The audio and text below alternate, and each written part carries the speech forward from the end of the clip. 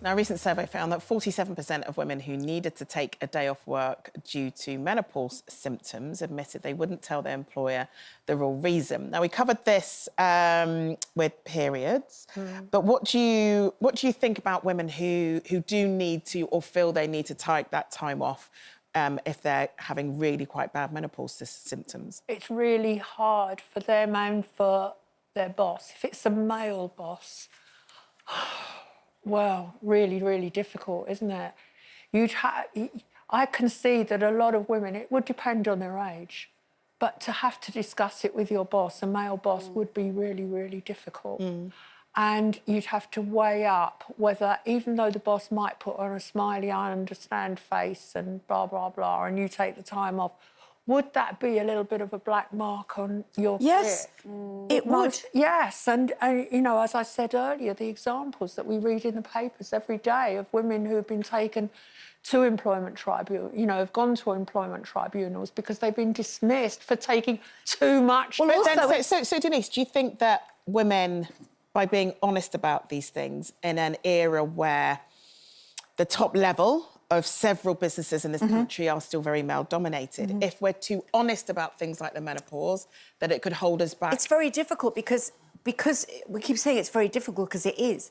Because it's also conditioning. You know, if you look back at any sitcom over the, 60s, 70s, 80s, whenever the woman is maybe a bit angry or has a very valid point to make, it's always, ooh, is it that time of the month? It's always been related to either periods or menopause. She's going through the change. You know what? I've just remembered I was the executive producer of Men Behaving Badly.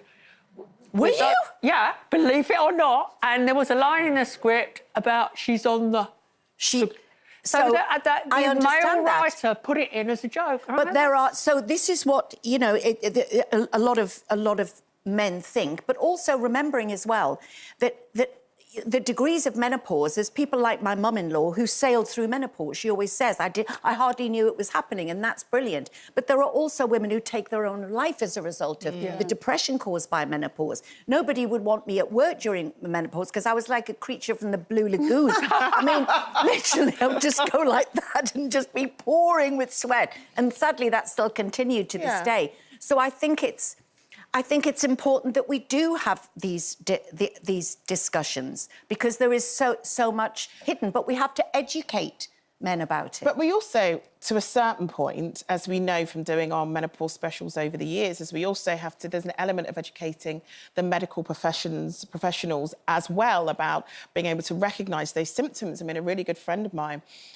she had been going back and forth to GP for many years saying that something just didn't feel right and she felt like her body was just not responding the way it normally does, and she, was quite... Her brain was foggy and she was getting really hot at night and all of those stuff. And they put it down to changes in her mental health a lot of the time as a result of her age, because she was in her late 20s, early 30s.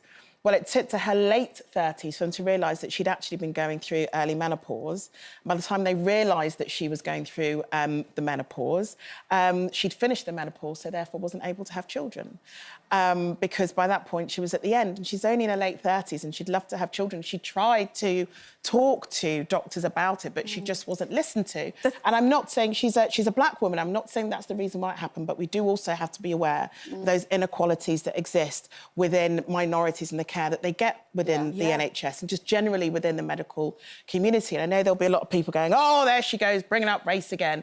But it is the reality of it. Of course it is. If we look at medical journals, for example, that I'm sure Dr. Rosanna Ali will be able to agree, that we have those medical books that medical students up and down the country read. They're looking at symptoms and diseases purely on white skin. Yeah. Those diseases are never photographed on darker skin. If you have something and I have something, look very different on each one of our skins, Denise. And yet, they're not taught those things, so lots of things are missed. And there are myths swirling around the NHS about things like, my skin is thicker than yours, so therefore, the pain relief I will need will be very different from the pain relief you will need. And just so you know, not true in any shape or form. And so we're not given the pain relief that we just get. So we have to look at those inequalities that we have to deal with those inequalities that exist, of course. So this is a discussion that, that can run and run and run.